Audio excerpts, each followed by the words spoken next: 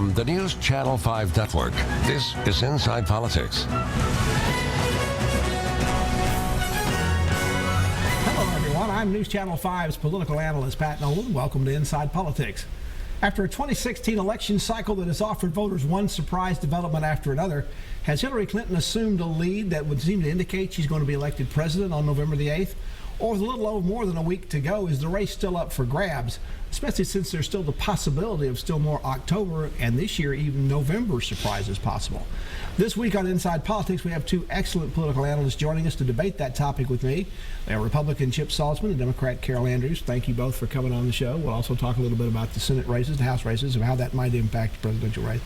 So to both of you, is the margin, are we talking now about a margin of victory for Hillary Clinton, or Chip, is this race still possibly up for grabs? It's still up for grabs. Look, the Chicago Cubs are playing in the World Series. Anything's possible, right? And I think as we go into this last week, I think one of the things we have seen with the news that Obamacare has spiked 25% in their premiums, it's stabilized the race. What we're seeing is Republicans are coming home to Trump. The race is kind of getting more of a stable, traditional Republican versus Democrat, which has been hard to get there. Now, look, Hillary Clinton's got an advantage. She's got the states the states that she's fighting in are good for her map. We're going to have a surprise of one or two states to get this done. Right. Carol, there's also been cabinet speculation. Vice President Biden might become Secretary of State. That sounds a little bit like the political equivalent of measuring for the drapes. Is we getting ahead of ourselves, or do people get ahead of themselves on that? I don't think so. I think that they are planning, though, just in case. I think she's very focused on winning at this point, but I think the overall campaign, as you know, both campaigns do have transition teams and have had those in place for some time.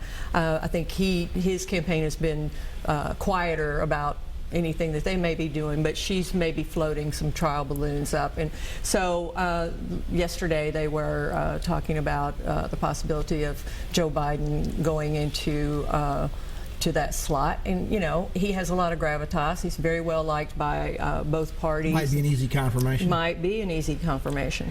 Chip, you mentioned earlier that Trump's going to have to take away a few states or pull some upsets. What is his path, and how narrow is it to 270? It's narrowing as we speak. But look, no Republicans ever won the White House without Ohio. He is slightly ahead in Ohio today. Florida is a world. Florida would have to be a takeaway. We're doing well there, but we have to win all the leaners right now to get there. So a takeaway would be something like Pennsylvania.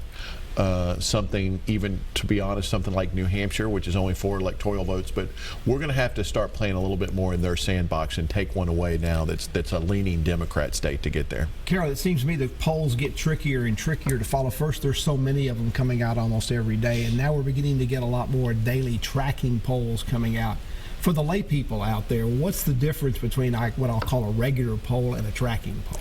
Well, a tracking poll, is just like an overnight sample. You may help me with this. Yep. And at this point, 4 or 5 days, yeah, and average them out of that? Right, and average them out of that. Drop one every day, the oldest one? Right. Yeah. And so, I think at this point, it's hard to believe any of them. And you can average them out, but, you get some that are outliers. You'll see something. I saw something the other day with Clinton was way up in double digits, and then you saw something that she was down in, 4 or 5, something. So you have these outliers, but you average some together. And most of them have her up, at least by a few points here and there. But again, I want to go back to what he said about the leaning states. I'm going to say Pennsylvania is one of those really tricky states right now, and the trickiest part is those the collar counties around Philadelphia. I've been doing a lot of work there in the past few years, and those are more and more Democratic. The Democrats have had a really good ground game there in the past few years, and the Republicans have just been non-existent. And it's going to be, I think, hard for him to slide in there unless he just really wins what they call the T up there. So, Chip, I've noticed that a couple times when Donald Trump has been talking about a fixed election or about irregularities like that happened, he's tended to do it in Pennsylvania. both sides have lawyered up across the country to be ready for this. Are we going to have a very difficult election day with things going into court and other things happening at the polls that we don't normally see? Look, I hope not. And look, I was part of the recount in 2000. I was in Broward County the day after the election last time.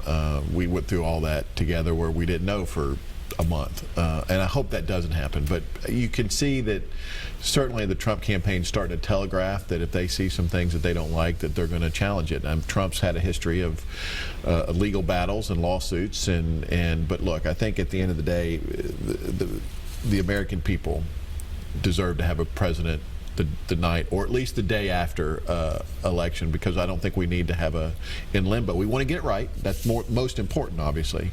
But I'm not a big fan of thinking about we're going to have a 90-day lawsuit trying to figure out who the president is. But Carol, in some cases, you don't need to have something happening at the polls that creates problems. The intimidation can be just to keep people from even going to the polls. It can be, and we've already heard of cases where the Trump campaign have been sending people out to sort of do those intimidation tactics.